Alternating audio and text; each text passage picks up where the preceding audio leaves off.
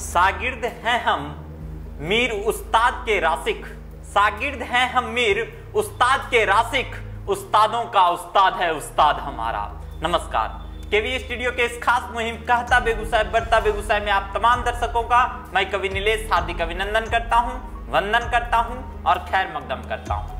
आज हमारे साथ मनोरंजन मधुकर जी हैं जो वरिष्ठ रंगकर्मी हैं और बेहतरीन निर्देशक हैं। आइए जानते हैं उनकी जिंदगी की कहानी, उनकी जुबानी। नमस्कार सर। नमस्कार सर, मनोरंजन मधुकर बनना किस तरह से शुरुआत हुआ इसका? एक रंगकर्मी के रूप में कह लें, एक निर्देशक के रूप में कह लें, तो इसकी शुरुआत कहाँ से की आपने? 1987 में मैट्रिक करने के बाद दिनकर भवन में जो रंगमंच हुआ करता था उसमें उसको देखने के लिए मैं भीड़ में खड़ा रहता था, लेकिन मेरे अंदर ये सोच थी कि मैं भी एक दिन उस मंच पे चढ़ूँगा। और संजोग ऐसा हुआ कि बागी में रंगमंच से जुड़े हुए थे, चित्रू पूजा नाटक होता था उसमें करते थे। और फिर मेरी मुलाकात अनिल पतंग जी से हुई। वो मुझे एक महिला अंचल था फणीश्वर नाथ रेणु का, उसमें एक रोल उन्होंने मुझे दिया था, बहुत छोटा सा रोल था, लेकिन उसमें खासियत ये थी कि जितने दूसरे चरित्र थे सारे का रोल मुझे याद था, डायलॉग याद हो गया था 2-4 दिन रिहर्सल देखने के बाद। तो जो कोई भी रिहर्सल में नहीं आते थे तो उसका प्रॉक्सी हम करते थे, तो हमें हमारी प्रतिभा देखने का मौका मिल गया, उनको मेरे अंदर जो था उसको देखने का मौका मिल गया। तो महिला अंचल पूर्णिया में हुआ, उसके बाद बेगूसराय में भी हुआ, उसके बाद अंतर्राष्ट्रीय मैथिली नाट्य समारोह था विराटनगर में, उसमें मुझे अच्छा रोल मिलना शुरू हुआ। उस समय से बढ़ता गया आगे। सर, आपने लगभग कितनी जगह अपनी प्रस्तुति अभी तक दे चुके हैं? लगभग अगर जगह की बात कीजिएगा तो 1000 से ज़्यादा होगा जी। और मुख्य रूप से जट जटिन और सामा चकेवा मेरा हमको काफ़ी एस्टेब्लिश्ड किया बेगूसराय में। सामा चकेवा में चूड़क की अभिनय में किया था और सहायक निर्देशक के रूप में था। फिर बाद में जो 9 दिनों के लिए हुआ उसमें निर्देशन अनिल पतंग जी का स्नेह था, जो फिर मेरा ही नाम निर्देशक में रखे, तो काम मेरा ही किया हुआ था। तो सर को लगा कि नहीं, जो काम किया उसको उसका मिले। सर, अगर बात करें एक निर्देशक के रूप में और रंगकर्मी के रूप में, दोनों में कितना कठिन है, दोनों कितना अलग है और कितना कठिन है? दोनों कठिन कुछ भी नहीं है अगर आप चाहते हैं तो। अभिनय तो आप, अगर मुझे कोई बकरी भी कहे कि मुझे अभिनय करना है और वो मेरे अनुसार करे तो मैं उससे अभिनय करा लूँगा। मैंने जो भी नाटक का स्वतंत्र रूप से निर्देशन किया है उसमें सारे नए लड़कों जो पहले कभी रंगमंच में नहीं रहे, मैंने उन्हें रंगमंच में लाया है और फिर वो धीरे धीरे एस्टेब्लिश्ड हुए हैं। तो मुझे नए लड़कों के साथ काम करने में आनंद आता है, कठिन कुछ नहीं है। मेरी ये शर्त होती है कि टाइम पे आना है। जैसे रिहर्सल 12 बजे से होगा तो 11:60 में लोगों को आ जाना है और 2:30 बजे ख़त्म होगा, 2:30 में ख़त्म हो जाना है। और लोगों को जो काम है वो करेंगे। और बहुत लोगों का ये है कि टाइम का नहीं है तो दिक्कत होती है, और सारा काम है, सिर्फ रंगमंच तो है नहीं, और काम है तो उसमें परेशानी होती है। सर, रंगकर्मी के रूप में जीविका पूरा हम चलाना कितना कठिन होता है? नहीं, ये तो अभी संभव ही नहीं है। बिहार जैसे प्रदेश अभी संभव नहीं है। कुछ लोग साल में 2-4-5 हज़ार या 20,000 कमा लेते हैं, वो जीविका नहीं है। इसके लिए हमने एक प्रयास किया था शुरू में कि 10 लड़कों का एक कोऑपरेटिव बना के डोर टू डोर राशन का सामान सप्लाई करते थे जी। वो शुरू हुआ था, कुछ दिन चला, फिर बंद हो गया। ये मेरी महत्वाकांक्षी परियोजना है, मैं इसे करूँगा। जब अभी मैं अपना जो रोज़गार कर रहा हूँ उससे जब रिटायरमेंट लूँगा तो मैं ये करूँगा निश्चित रूप से। कोई बड़े कंपनी का डिस्ट्रीब्यूशन लेके या जो भी होगा उस समय की परिस्थिति उसके अनुसार लड़कों को सुबह 10 से 4 बजे तक जीविका के लिए काम करना है और शाम में रंगमंच करना है। सर, रंगमंच में अभी तक आपकी क्या क्या उपलब्धि रही है? रंगमंच में सबसे बड़ी उपलब्धि है कि मुझ में आत्मविश्वास बहुत ज़्यादा हो गया। आत्मविश्वास और प्रेजेंट ऑफ माइंड बहुत जल्दी काम करता है जो रंगमंच में काम करते हैं उसका। कितनी भी मुसीबत में मैं व्यक्तिगत तौर पर भी पड़ता हूँ तो उससे मैं निकल जाता हूँ, क्योंकि आत्मविश्वास इतना रंगमंच दे दिया है। जो भी लड़का आमतौर पर जिसको आत्मविश्वास की कमी है वो 2-3 नाटक कर ले तो वो काफ़ी आत्मविश्वासी हो जाएगा, मुझे ऐसा विश्वास है। सर आपने अभी तक कौन कौन से नाटक किए हैं जो बहुत यादगार रहा हो आपकी ज़िंदगी में? सबसे यादगार तो जट-जटिन सामा चकेबा है। उसके बाद मेरे निर्देशन में हुआ था एक कुत्ते, इकबाल मजीद का लिखा हुआ नाटक था, जो वो मेरे ख्याल से बेगूसराय का पहला और अंतिम नाटक अभी तक है जिसने किसी से डोनेशन नहीं लिया, चंदार किसी से नहीं लिया और ना ही उद्घाटन किसी से करवाया। दर्शकों से 5-5 रुपये का टिकट काट के 2-3 दिन शो हुआ था और सारा खर्च उसी से निकला। एक भी आदमी बिना निमंत्रण के या बिना प्रवेश पत्र के टाउन हॉल में नहीं प्रवेश किए और एग्जैक्ट 7 बजे शुरू हुआ था और 8-10 में ख़त्म हो गया। पहले से लिखा हुआ था कार्ड पे कि 7 बजे शुरू होगा और 8-10 में ख़त्म होगा। तो लोगों को भी अपना समय निकाल के थे और आए। अभी दिनकर भवन में जाने का समय तय होता है, आने का समय नहीं तय है। वहाँ पे कितने देर लोग कितना भाषण देंगे और किनके लिए कितना प्रतीक्षा करना पड़ेगा ये तय नहीं। सर अगर पूछा जाए कोई यादगार संवाद आपसे, जो बहुत सारे निर्देशन किए होंगे तो कोई यादगार संवाद रह जाता है, तो हम चाहते हैं हमारे दर्शकों को वो संवाद। एक नाटक था टुसुर फुसना, इकबाल मजीद का, हरीश हरियौत किए थे उसके निर्देशन। उसमें एक डायलॉग था जो मेरे बहुत करीब है। सर बता दीजिए सर। पहाड़ों को बुलंद पेशानी, समंदरों को पानी, दरियाओं को रवानी देने वाले मालिक, ये सब लोग मुझसे डरते हैं और मैं इन सब से डरता हूँ। सच तो ये है कि इनके पीठ पीछे इनके पैरों के चाप तक से डरता हूँ, मगर जब ये मेरे सामने आते हैं तो मैं अपने अंदर की डर को छुपाने की कोशिश में मस्खरा बन जाता हूँ। मस्खरा, बता मस्खरा क्यों? तू जवाब नहीं दे सकता क्योंकि तू मुझसे भी बड़ा मस्खरा है, मुझसे भी बड़ा अदाकार। ठीक है, तू अपनी अदाकारी कर, हम अपनी। वजीरे आजम आजम आजम, आवाज गूंजी गूंजी मेरे आका। बेहतरीन, जिस तरह से आपने सुनाया, बहुत लाजवाब संवाद था आपका। सर जब आप नया लड़का आपके पास आता होगा नाटक करने, तो उसको क्या बताते होंगे सबसे पहले? सबसे पहले तो हम पूछते हैं कि वो नाटक कर क्यों रहा है, करना क्यों चाहता है। कुछ लड़के आते हैं कि रंगमंच में कुछ लड़कियां भी रहती हैं, उनके साथ बात करने का मौका मिल जाएगा। कुछ लोग ये सोचते हैं कि हम फिल्म में चले जाएंगे, 2 नाटक करेंगे, फिल्म में चले जाएंगे। तो और जो नाटक के लिए आते हैं उनको मैं रखता हूँ अपने साथ, बाकी जो इस तरह की सोच रखते हैं उनको छोड़ देता हूँ। जी सर, जो नया लड़का आता होगा, अभी तक कितना लड़का आपके पास आया जो आज बड़े जगह पे है? उसमें एक संतोष राणा है, अभी मुजफ्फरपुर में प्रोफेसर है नाटक का। जी। संतोष राणा हमारे में, और बहुत लोग हैं जिनका नाम मैं ये नहीं कर लेना चाहता हूँ क्योंकि उन्हें अच्छा नहीं लगेगा कि मेरे जैसे छोटे आदमी के साथ उन्होंने नाटक शुरू किया, अभी काफ़ी ऊंचे जगह पर हैं, तो मैं उनका नाम नहीं लूँगा। लेकिन हैं कुछ लोग जिन्होंने मेरे साथ शुरू किया था नाटक।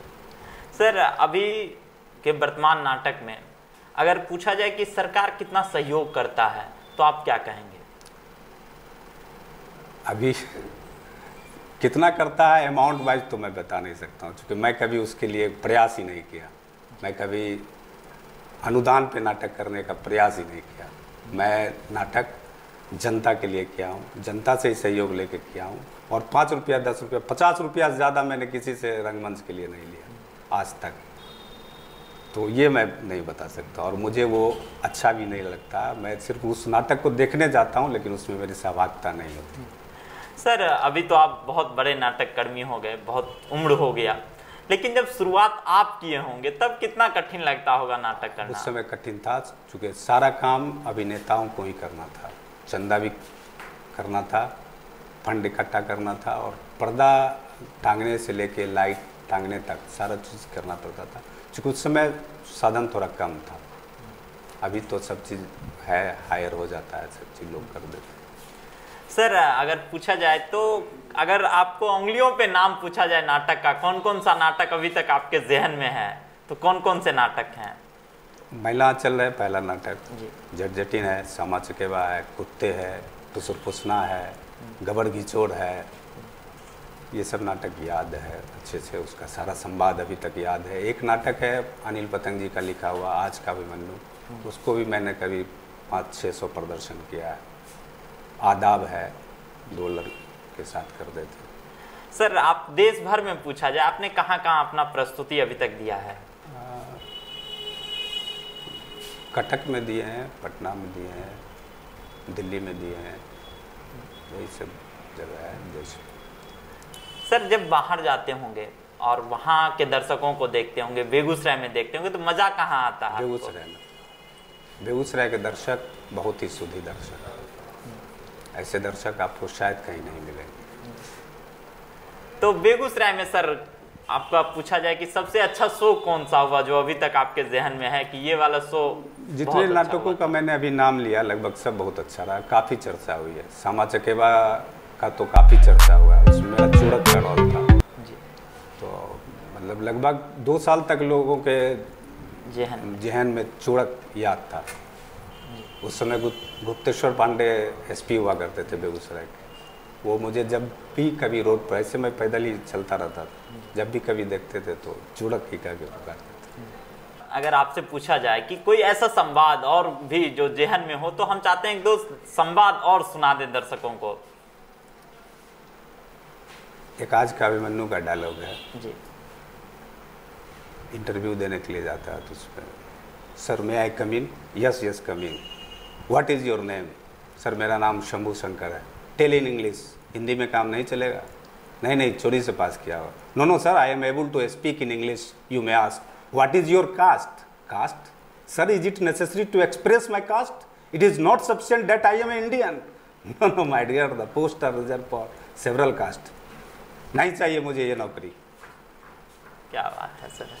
सर अगर पूछा जाए आपसे कि वर्तमान में जो भी नवोदित लोग हैं तो उनको क्या बतलाना चाहते होंगे, किस तरह से वो रंगकर्मी के रूप में आए? सबसे पहले तो अपने सेहत पर ध्यान दें।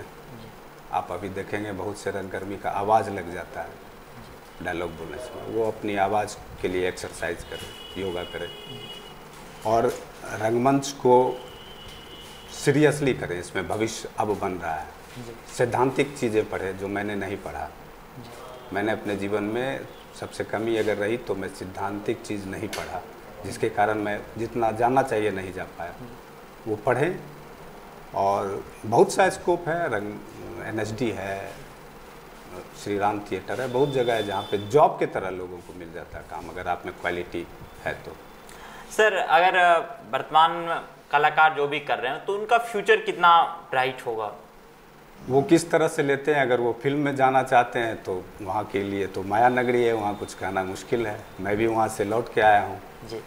मैं भी वहाँ गया था, 6 महीने रहा हूँ। तो वहाँ सर जब आप गए थे मुंबई तो वहाँ क्या आपको लगा? मैंने मतलब 15-20 दिन के बाद मैं बम्बई पहुँचने के 15-20 दिन के बाद शूटिंग पे चला गया था। लेकिन मैं मेकअप असिस्टेंट था जी। मैं जानता था कि यहाँ अभिनय के लिए बहुत ज़्यादा मशक्क़त करना पड़ेगा, तो अभिनय छोड़ के मेकअप असिस्टेंट में जुड़े। हमने 2001 में NSD का वर्कशॉप किया था, तो उसमें सारा कुछ मुझे बताया गया था, मेकअप के लिए भी जानकारी थी जी। तो मेकअप असिस्टेंट सतीश कौशिक के प्रोडक्शन में थे जी। और वहाँ 97 तक में थे, लेकिन पारिवारिक उलझन के कारण फिर हम नहीं जा पाए। उस समय मेरा 400 रुपया पर डे था वेतन। तो आप अगर उसमें करियर बनाना चाहते हैं तो बैकग्राउंड से बना लें। एक पंकज परदेशी है जो मेरे ही नाटक शुरू किया था, वो अभी है, बढ़िया डायरेक्टर है सीरियल का। सर जब आप मुंबई गए होंगे, वहाँ बड़े बड़े सितारे को देखते होंगे, तो आपको कैसा लगता होगा? आप बेगूसराय से गए थे। नहीं, मुझे कुछ नहीं लगता। मैं किसी सितारे के पीछे कभी नहीं भागा। मैं उनके बगल में फ़ोटो खिंचाने के लिए भी नहीं किया। मुझे उस समय लग रहा था कि मैं भी एक दिन सितारा बनूंगा, तो मैं इनके पीछे क्यों भागूं। मुझे उस समय जो लग रहा था, ये सही बात यही। तो मैं जुहू में भी जाके कभी फ़ोटो नहीं खिंचाया, जुहू में घूमने के लिए नहीं गया, क्योंकि लग रहा था कि अब तो बॉम्बे में मुझे रहना ही। तो ये सब बातें होती रहेगी। तो उसको कितना मिस करते हैं अभी से? नहीं, मिस नहीं करते। फिर जाना चाहते हैं? नहीं जाना चाहते, बॉम्बे नहीं जाना चाहते। ऐसी क्या कमी दिखी आपको मुंबई की आप नहीं जाना? संतोष है ना रंगमंच में, वो वहाँ नहीं है। मैंने जटजटिन में भी, फिल्म में भी काम किया है, ये चौहर बना था उसमें भी काम किया है, 2-3 छोटे छोटे शॉर्ट फिल्म में भी काम किया, लेकिन मुझे सेटिस्फेक्शन नहीं मिलता। नाटक करने में मुझे सेटिस्फेक्शन मिलता है और मैं वही करना चाहता हूँ। सर जब आप कैमरा पे रोल करते होंगे और जब आप स्टेज पे रोल करते होंगे, कितना अंतर दिखता है आपको? कैमरा में रोल करना तो बहुत आसान है बनिस्बत रंगमंच को। उस समय आपको अपना प्रेजेंट ऑफ माइंड भी रखना पड़ता है, क्योंकि जो सामने में आपसे कर रहा है वो हो सकता है अपना संवाद भूल गया, तो आप उस समय क्या करेंगे? लेकिन वहाँ तो कट करके आप अपना सुधार सकते हैं। सर सबसे कठिन कहा जाता है कि नुक्कड़ सबसे कठिन है, तो नुक्कड़ के कलाकार और रंगकर्मी के जो रंगमंच के कलाकार होते हैं उस पर कितना अंतर होता है? कोई अंतर नहीं है। नुक्कड़ भी करने सर ये कहे ना, आत्मविश्वास जिसमें हो जाएगा वो कहीं भी कुछ कर लेगा। हम लोग भी नुक्कड़ नाटक किए हैं कई, मतलब एक बार तो अनिल पतंग जी बताए थे आदाब करने के लिए, तो यहाँ लाखों से शुरू किए थे, सना तक जितना दुर्गा स्थान था सब में जाके कर दिए थे दुर्गा पूजा के दिन। नुक्कड़ भी आसान ही है, कोई बात नहीं। सर अभी जो बच्चे आ रहे होंगे उनको क्या कहेंगे आप? उनको तो हम कह दिए कि वो सिद्धांतिक चीज़ पढ़ें और आगे जो स्कोप है वो करें, अपने सेहत पर ध्यान दें और कैरेक्टर पर ध्यान दें। वो चूँकि हम लोग 3 फीट ऊंचा होते हैं आम दर्शक से, आम लोगों से 3 फीट ऊंचा होते थे, हमारे सारे एक्टिविटी पर लोगों की नज़र होती है, तो हमारी अपनी एक्टिविटीज़ बहुत स्वच्छ होनी चाहिए ताकि लोग प्रेरणा लें कि हाँ रंगमंच में जा रहा है तो लोग इधर नहीं कर रहा है। केवी स्टूडियो जो कि गुमनाम जिंदगी को खोजने का काम कर रहा है, तो इसके बारे में आप क्या कहेंगे? बहुत अच्छा सराहनीय कदम है। जैसे हम लोग लगभग 10 साल से गुमनाम में ही हैं, फिर भी आप लोगों ने मुझे खोज लिया। इस तरह के बहुत से लोग हैं जिनको आप खोजेंगे और आगे जुड़ता रहेगा। इस तरह के काम होने से फिर एक उत्साह लोगों में आ जाता है कि मुझे करना चाहिए, तो आप लोग ये उत्साह उत्पन्न कर रहे हैं, बहुत अच्छी सोच है। पूछा जाए कि डॉक्टर रोशन सर ने जो एक मुहिम शुरू की है हर लोग को खोज के लाएं, उस पर आप क्या प्रतिक्रिया देंगे और रोशन सर को क्या कहेंगे? रोशन सर को कोटि कोटि धन्यवाद। अगर आप कहें तो एक डायलॉग कहावत है, सब ही नाच नचावे राम गोसाई। ये जो हो रहा है हम और आप बैठे हुए हैं रोशन सर के प्रयास का फल है, तो ये काफ़ी अच्छा है, सब लोग देख रहे हैं, उसको समझ रहे हैं। सर आप हमारे केवी स्टूडियो में आए और वरिष्ठ रंगकर्मी हैं और हमारे तक आए, ये मेरे लिए सौभाग्य की बात थी। बहुत बहुत धन्यवाद। बहुत बहुत धन्यवाद।